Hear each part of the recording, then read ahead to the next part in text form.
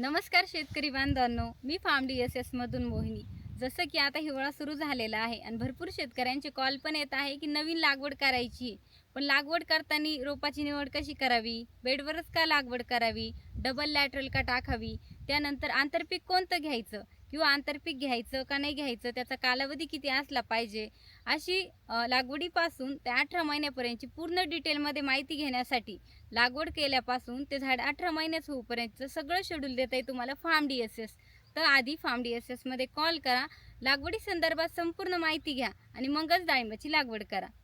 कारण नोव्हेंबर, डिसेंबर, जानेवारी, फेब्रुवारी हे महिने लागवड करण्यासाठी अत्यंत उपयुक्त महिने, म्हणजे हे जे वातावरण असतं हे डाळिंबाच्या रोपाच्या वाढीसाठी अत्यंत पोषक असे वातावरण आहे।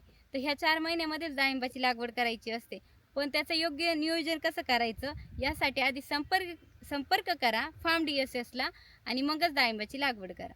थँक्यू।